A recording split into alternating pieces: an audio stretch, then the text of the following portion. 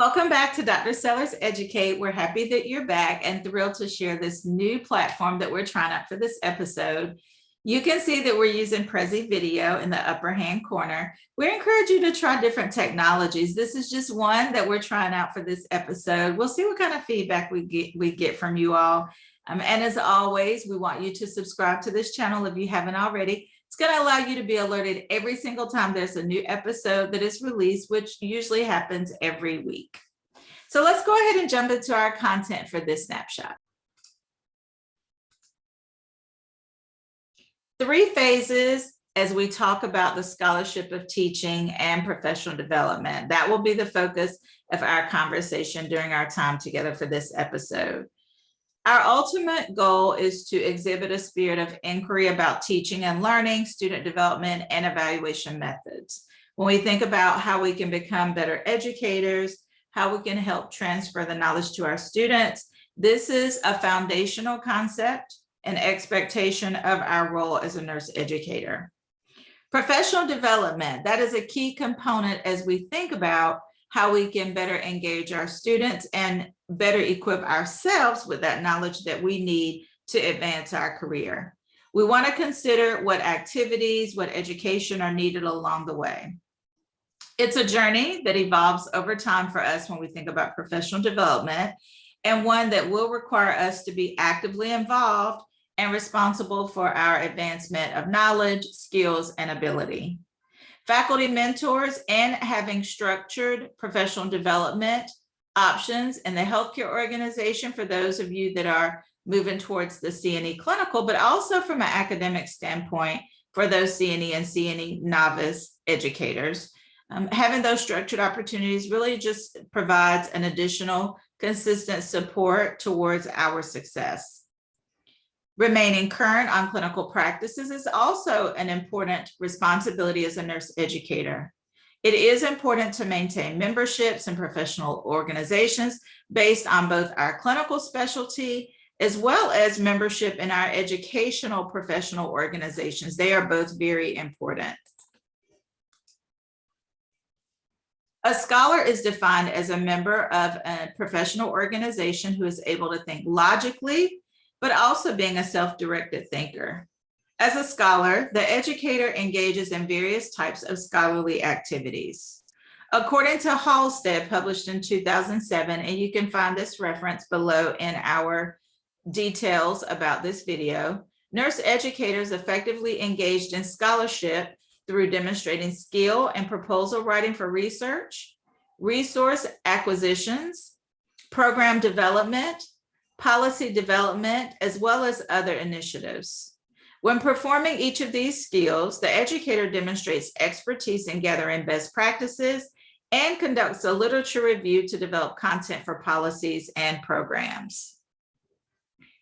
It is an important element when we think about the role of the scholar to engage in lifelong learning. Nursing education changes, right? That is the purpose of providing consistent as well as continuous research in the area of nursing, but also in the area of nursing education.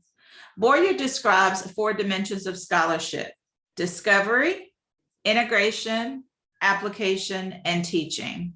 So make sure you are knowledgeable about each of these 4 dimensions of scholarship. So that's one component. You want to be knowledgeable and understand the definition, but you also want to understand some examples of each type of scholarship. As a scholar, the educator is going to engage, like we said, in a lot of different areas of responsibility, but teaching itself is that final dimension of scholarship. Okay, so that's why we want to talk about those 3 phases associated with teaching. And it becomes scholarship through reflection, searching the literature, making improvements, evaluating, and publishing our articles, right? We want to disseminate information to other nurse educators about best practices, and we do that through publication of articles. Now let's talk about the 3 phases that we mentioned earlier. Phase 1, if you're not familiar with these phases, I encourage you to head over to the resource that we have listed. Again, it's in our details regarding this episode is published by Halstead in 2007. It's titled Nurse Educator Competencies, Creating an Evidence-Based Practice for Nurse Educators. Developing into an educator that has strong scholarship in teaching is a skill that develops over time. There are continuous phases of growth towards the scholarship of teaching that occurs in these three phases. So phase one, we have growth in our personal knowledge for ourselves. So it's really just understanding the content that we teach, and helps us assess our learners and how they best learn.